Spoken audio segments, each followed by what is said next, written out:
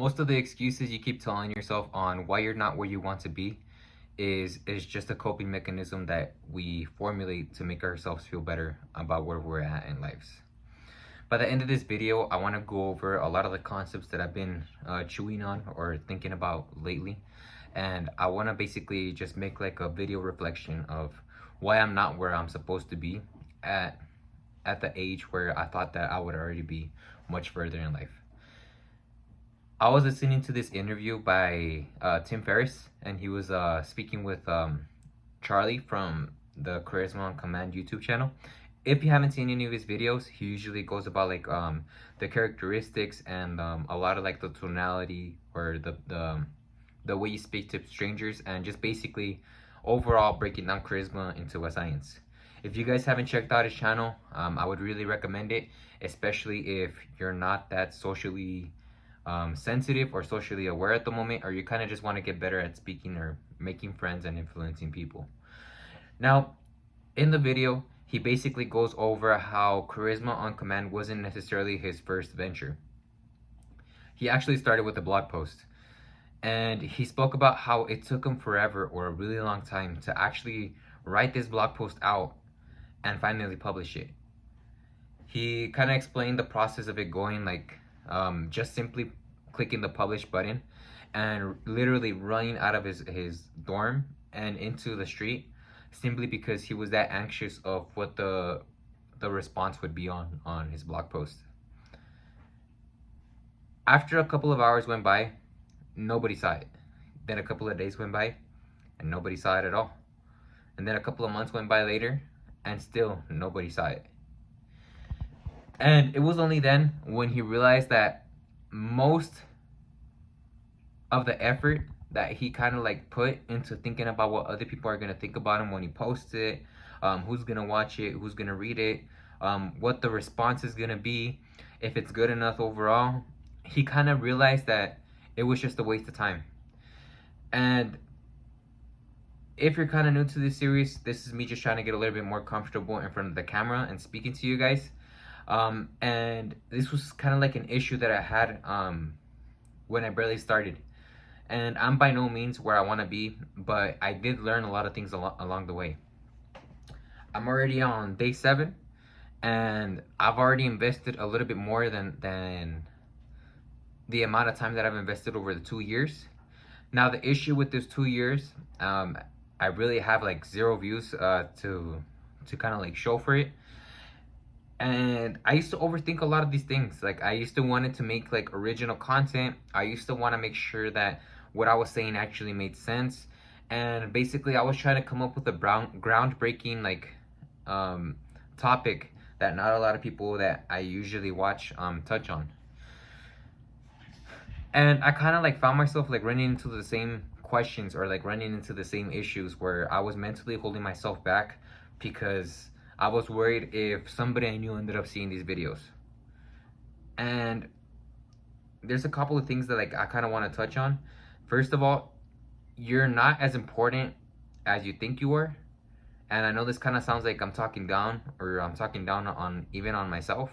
But essentially what I mean is that if you're trying to like actually get proficient at something, you just need to pump out as much content as you can. Or you just need to pump out as much context as you can. Like I said, I've already made a couple of videos like kind of going over a lot of the same concepts, and there's no views on it. And it's completely fine because it's a work in progress. But I did notice that it was that shift and actually trying to write down and trying to make like a formulaic video that would work every single time was basically just a waste of time because my communications aren't there. My communication skills aren't there, and neither is like my editing skills or any of the thumbnails or the way to come up with titles for videos. Like anything that would usually make a YouTuber blow up instantly, I honestly don't believe that I have any of that skill set, at least not yet. But in order for me to get to that level, I actually need to sit back and keep on practicing, keep on trying to hone in my craft, and actually looking at the videos and seeing what it is that I don't like about them. In my other videos, I was going over like how I like to look at a lot of the people that I look up to and see where they came from. And usually it's just a simple process of me going into their YouTube channel and just clicking from oldest to newest, or just going on the podcasts and click like the same process, just clicking from oldest to newest. And this is where I saw that a lot of these guys, they were bumping into a lot of these issues themselves. You could hear their heavy breathing. You could hear that they were nervous. You could hear a lot of the filler words that you usually use to buy yourself time on what you're gonna say next. And it was really eye-opening for me. And of course, they could have just deleted all of that content that they had out already. But what's the point? Like, they were already building traction. They already had it out there. And it just goes to show that, like, if they didn't care about like having the perfect video or having that perfect message early on, then what gives me the right when I haven't even put in half the time that they have? And yeah. So I actually took like, I like to do this little exercise where I sit down and I try to write down every single thing or every single excuse that I'm telling myself, and I try to be as radically honest as I can, and I try to confront a lot of these points that I'm debating against myself. I usually try to debate the points. I'm too busy. I have too many things at the same time that I'm trying to learn at the moment, or I'm working on X project, so I can't do this until I get this done. And I actually start to build an argument against it, and it's actually kind of one of the reasons that I'm sitting today in front of the camera. I didn't want to turn on the camera. I didn't even know what I was going to speak about, and it just got to the point where it was either I'm going to do it or I'm just going to postpone it, and I'm going to give myself all these excuses, trying to make myself feel better. But deep down, I'm going to know that I could have done this. I could have put in the work. I just simply chose not to because I was lazy. And once you give yourself no option but to actually confront these truths, like these radical truths, that you're either lazy or you just simply don't want to do it, it's very difficult to actually ignore it. Because what's your excuse once you take a look back and you've already written down like the reasons why you're not successful? Is it like, do you really want like the fact that you were too lazy to actually pick up the camera and actually start recording to do like, do you really want that to be the reason that you're not successful? And yeah, what I did notice like that really also helped me as well, and this was something that was very profound for me, was actually making the decision to become a different person. What I mean by that is actually taking a look back and realizing that the version of myself that doesn't look into the camera, doesn't practice like what they're trying to get better at, the person that doesn't exercise, just basically building a whole case study of why I wouldn't achieve that, and realizing that that version of myself wasn't going to be able to become the version that I needed to be to live the type of lifestyle that I want. It was a lot easier for me to make that decision.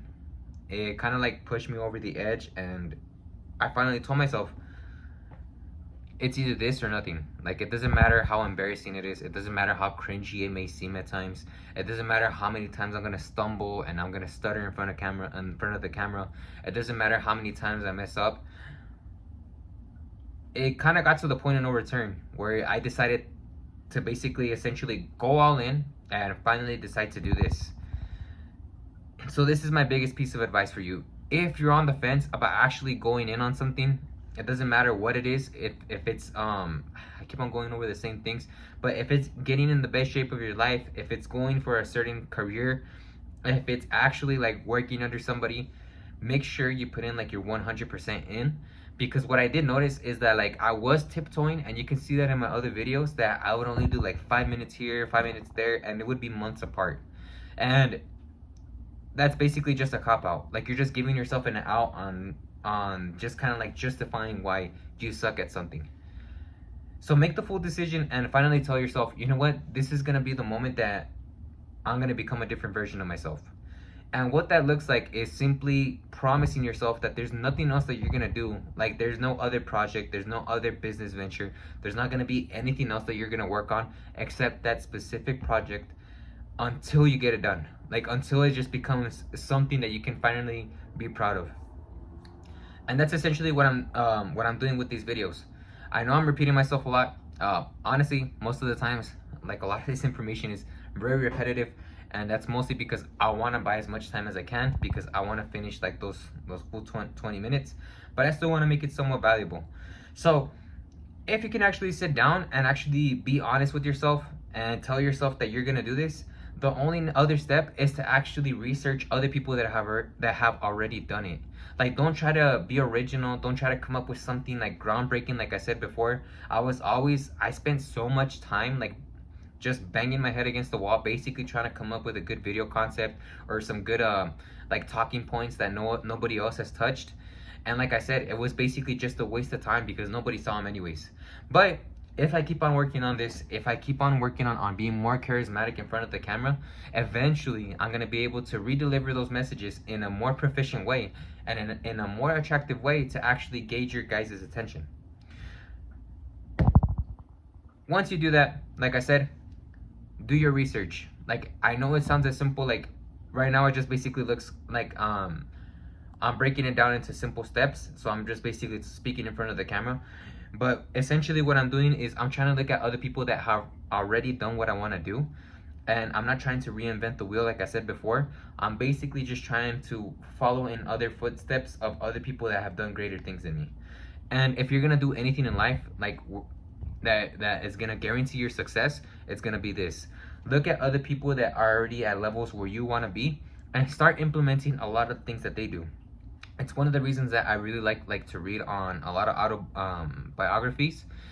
First of all, because you get a first-hand like basis, even though it's biased, you get to learn about a lot of the habits that are very that basically build the character that was successful.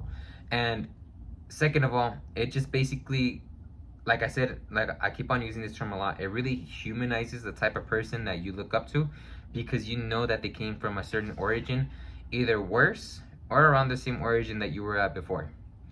Now what I realized is that once you start to like read as many autobiographies as possible, and you get into the habit of recognizing these patterns, you begin to see a lot of the same habits come up over and over and over again.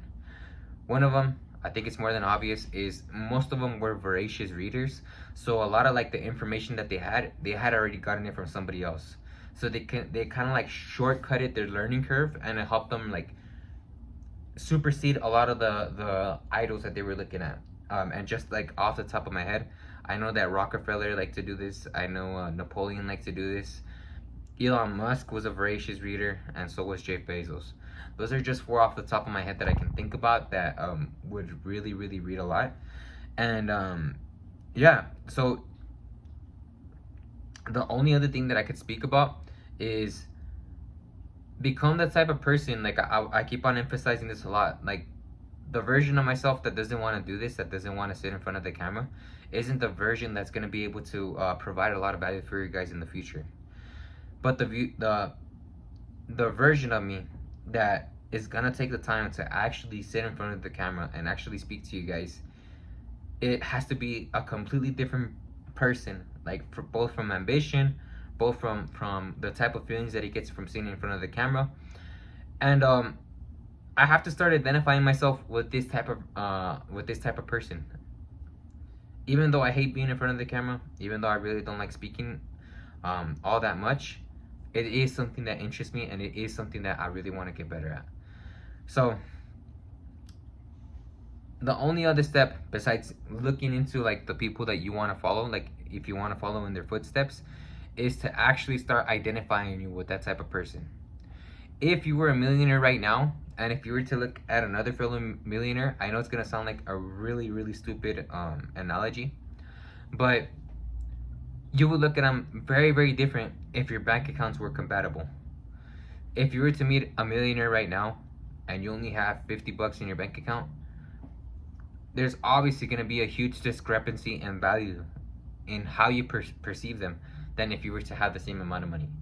So the only other thing that like you can do from this aspect at the moment is to, they don't necessarily like you don't need to let them know like, hey, you know what, like I see you like on the same playing field as me, like we're kind of like on the same level.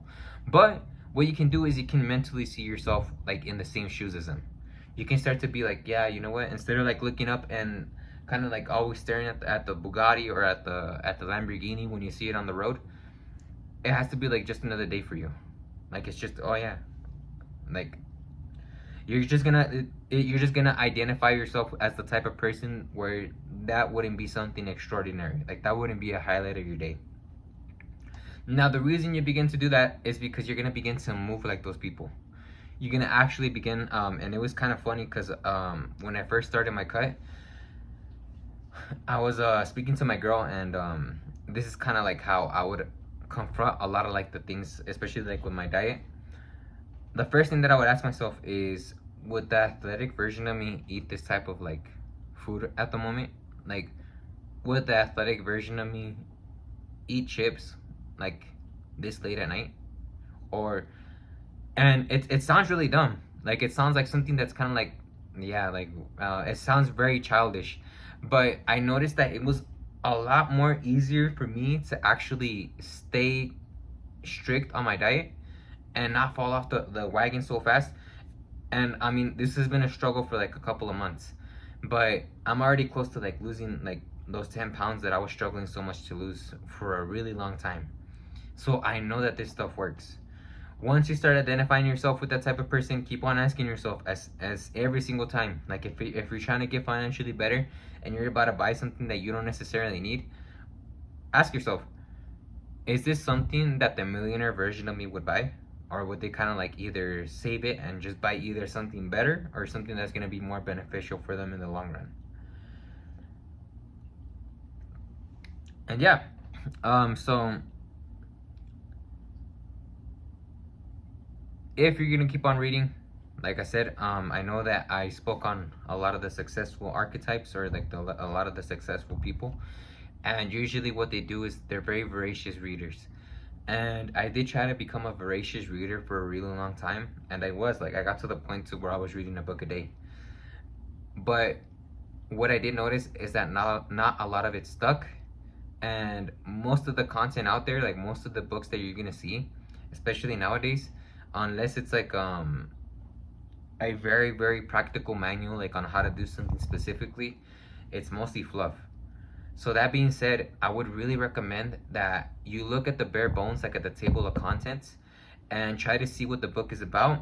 Look at what you can actually apply on your day-to-day life, and skim through most of it. Like if you see that it's just, because most of them, like if you take a close look at them, it's usually just examples or just like stories of kind of connecting. And I understand that the context is everything in a lot of situations, but if it's something that you're not going to apply like within the next 3 to 6 months, you're going to forget about it. Even if you think that you're not. I've been confronted with this issue time and time again, where I try to remember a book that I read a couple of years ago or that I read a couple of months ago, and I just simply can't bring myself to actually remember anything. And so usually what I tend to do is I tend to go back and reread that section that I need in that situation. That's not to say that you shouldn't read, that you shouldn't try to expand like your knowledge, but what I'm trying to say is try to read the good books. Try to read the books that like you can apply as quickly as possible. One of the books that I really heavily rely on, or like I really think that financially helped me a lot, is The Richest Man in Babylon. When you read it, there's gonna be a lot of contradictory like beliefs, simply because they're gonna try to tell you that you can't live that type of lifestyle in today's day and age, and that's gonna be the debate of the century. But from what I've seen and from my personal experience is that a lot of the stories that they use, and a lot of the stories and a lot of like the examples that they give are very practical, and they're very easy to apply if you're just creative enough. And yeah, of course when you read it, also like practice your critical thinking. See if this is actually something that you resonate with. Don't try to like agree with it because somebody else told you that it's really good information, or because like one of your teachers or your older parents told you to believe in it. Like I know like a very good example for this is like the Rich Dad Poor Dad series. I understand like a lot of the information that they give, but it's not as life changing, or it's not as like effective as my parents had like try to make it seem. But I do believe that it's good advice overall. And if you look at a lot of the information or a lot of the reviews about it nowadays, especially because of the seminars and things like that that have like recently been popping up, there's been a lot of contradictory against Robert Kiyosaki. This is where your critical thinking comes in. Cherry pick the information that's useful for you and disregard the rest. My 20 minutes are up. If you watched this far, thank you so much for watching, and I'll see you guys on the next one.